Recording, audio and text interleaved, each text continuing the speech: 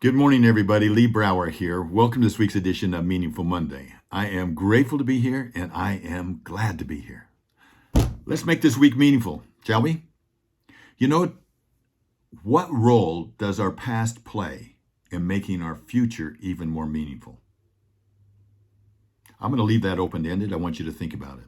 But one of the tools that we use all the time, and I have to confess, we could have been using them better in our Meaningful Monday. So we're going to start doing it every Meaningful Monday going forward. And that is, we're going to go big. By go big, that means we're going to begin in gratitude. So my question that I'm throwing out to you right now, I want you to start thinking about it right now. Can you think of a moment in the last week or more that is worthy of remembering? My prediction, because I know what happened when I did it. First, I started with a clean slate and struggled a little bit and had to kind of like, then all of a sudden it cascaded. Everything from a cashier helping me to the amazing couple that came in and spent a week with me that I learned so much, or 2 days with me that I learned so much from, to a neighbor who I didn't know that he was a co-founder of a wonderful foundation in Africa called Hands for an African Child that is supplying schools and homes for orphans.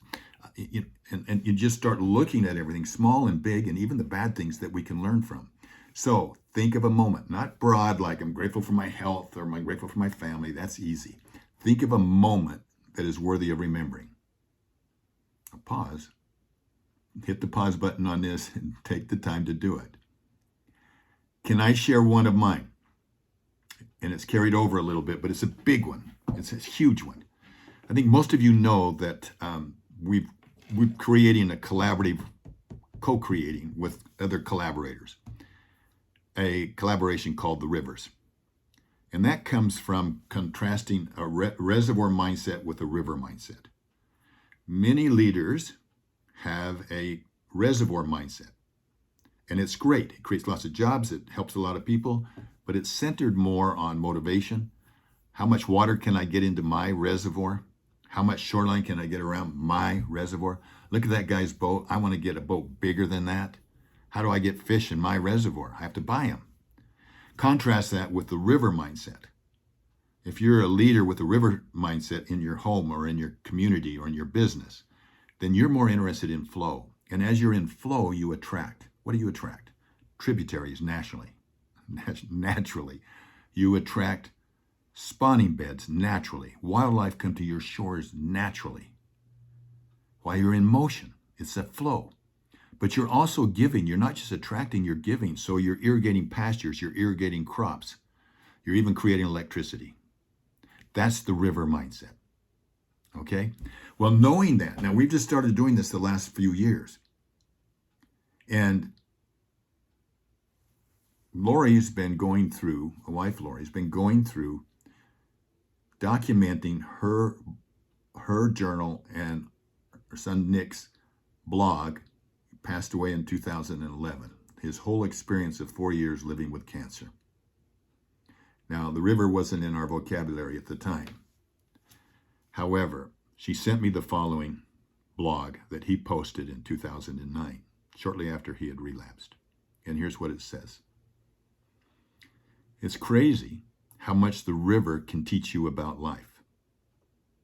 There are tough, rapid sections, as well as relaxing, enjoyable parts. I might mention he was just 19 years old, okay? 19, 20, right in there. He says, I happen to be going through a big class 5 right now, almost out of it though. Also, the lead counselor always gave advice on the river. Look where you are going and you will not tip. He continues, that can be used in many ways, so I like to think that in life, I'm looking where I'm going, and I'm not going to tip.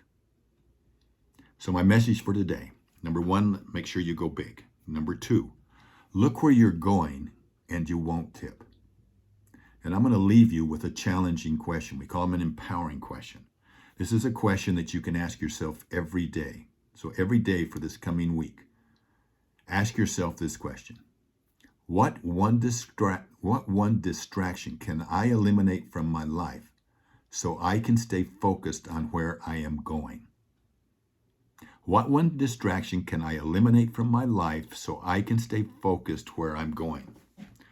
I wrote that down in my book. I'm going to ask myself that every morning. I'm going to put it in my subconscious and I'm going to let it go to work for me. Look, I think by putting these elements together, I think we can all work together to make life even more meaningful. Live life deliberately. We'll talk next week. Have a meaningful week.